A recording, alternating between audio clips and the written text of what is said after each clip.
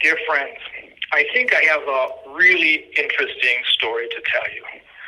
The synchronicity of events all over the world is, in a somewhat eerie way, astonishing. Everywhere, things are coming to a head. The fog of propaganda and manipulation is clearing so fast now that our happy ending is clearly visible. But there's a rough road ahead of us, at least of me. Despite all the efforts of the usual suspects in the mainstream media and politicians, this past Sunday's EU elections resulted in the warmongers and economic destroyers losing heavily, and those who criticize them for it winning massively. The Belgian Prime Minister stepped down, and the French puppet of the World Economic Forum was forced to dissolve Parliament. The German Chancellor is reduced to the status of a largely incapacitated lame duck. Sure, mainstream media and politicians immediately scrambled to ramp up their propaganda and manipulation machine as soon as they heard the results, but it is too late. They've lost control. Those who have woken up, among them now many young people, will not go back to sleep. In fact, it is the young generation that, with their worldwide student protests, made sure that the monsters' attempts at concealing the horrific massacres in Gaza failed. Not so much in Germany, but in the rest of the world, it failed. One day before the EU elections, another military raid in Gaza with tanks and fighter jets killed 274 Palestinians and injured more than 700. Even though 4 hostages were freed, 3 others, according to TRT, the Turkish broadcaster that has journalists on the ground there, 3 others were killed. Since October of last year, more than 37,000 Palestinians were killed, 70% of whom are women and children, and more than 85,000 Palestinians were injured. 15,000 children are dead, and 1,000 children lost a limb, that is, an arm and or a leg. Anyone who has seen these images, and TRT does have journalists on the ground there that have witnesses and they captured the images, anyone who has seen these images will never be able to unsee them. If only half of what the journalists who were there tell us with their pictures and their witnesses, if only half of this is true, then none of those who are responsible will ever get out of prison again. The Turkish President Erdogan called Netanyahu, and I'm sure he chose his words carefully and deliberately, a psychopath and a bloodthirsty vampire. But in protest of the indiscriminate and chaotic horror in Gaza, an important member of Netanyahu's war cabinet resigned. And here's something else. 2 brave Israeli journalists uncovered through their research that the former chief prosecutor of the ICC, the International Criminal Court, at the behest of Netanyahu, was followed and threatened by the Israeli intelligence service Mossad.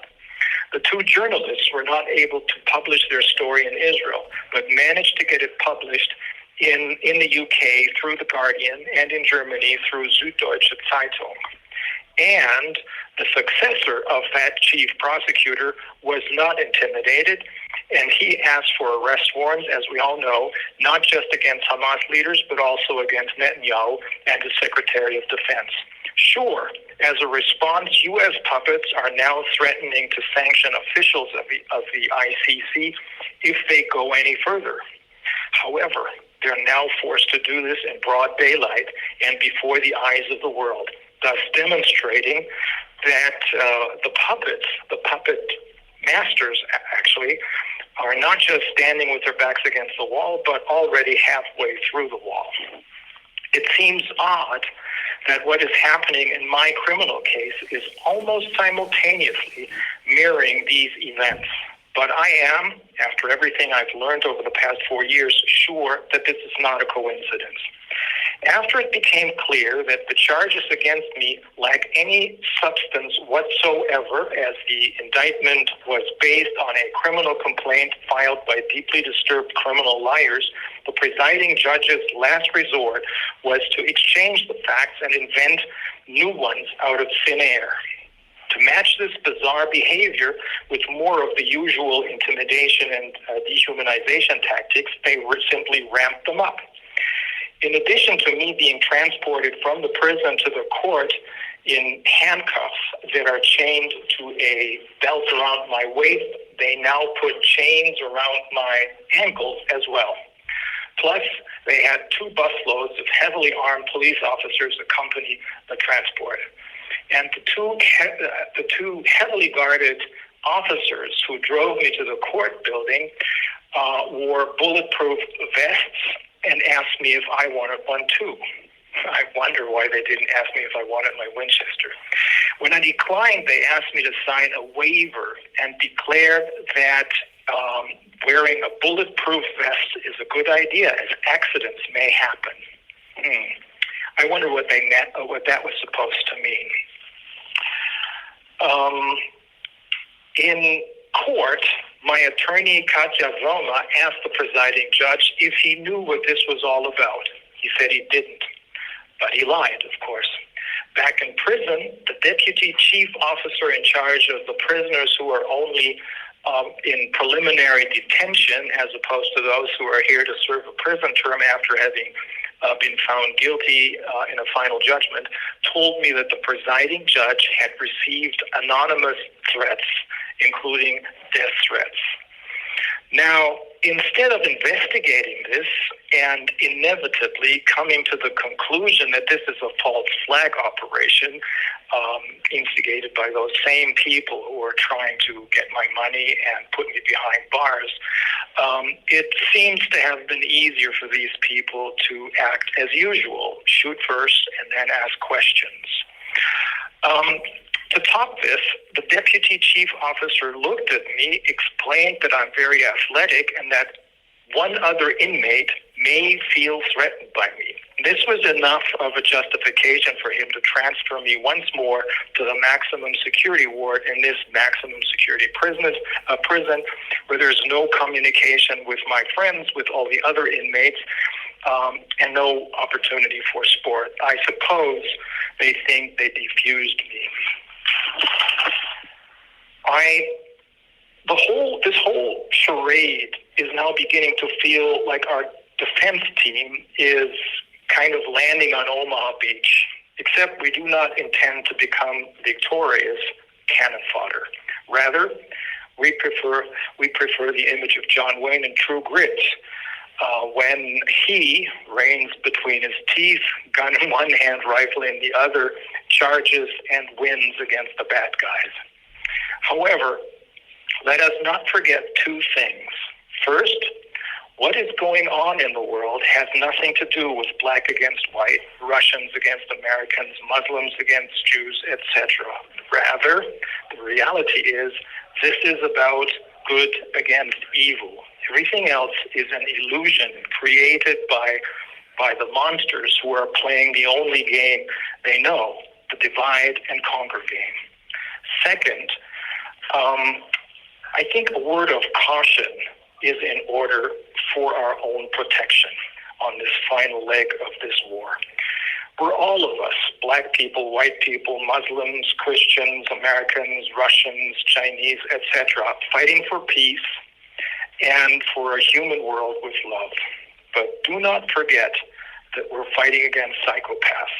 That is, people who lack any empathy and any capacity for love. They practice human emotions in front of a mirror in order to make us believe that they're humans.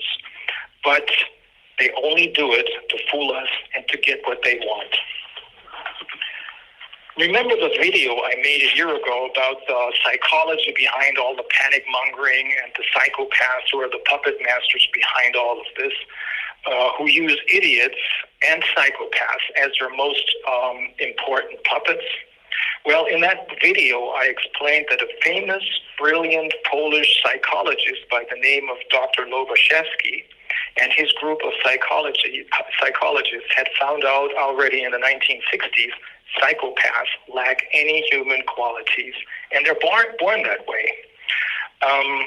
Unlike sociopaths who lose their human qualities as a result, for example, of early childhood abuse, of early childhood trauma, psychopaths cannot be cured and will, under any and all circumstances, continue to do what they want. In this case, their goal is, of course, population reduction and population control. That's why another psychologist described these psychopaths as aliens who are very good actors pretending to have the human qualities that in reality they lack. And that's why you will not reach them when you preach empathy and love to them. Never forget how 3 years ago they forced old people in nursing homes to die in complete isolation. Don't forget this. And this is why some of us need to be in armor and carry the sword of justice to make sure that we will not be stopped by the monsters when we finish this final lap on our way to a happy ending as real humans. Let me close by expressing my heartfelt thanks for your truly invaluable, yes, life-saving support. This is indeed what keeps me going, and this is how we will cross the finishing line, all of us being connected as humans through a band that the others do not even know it exists.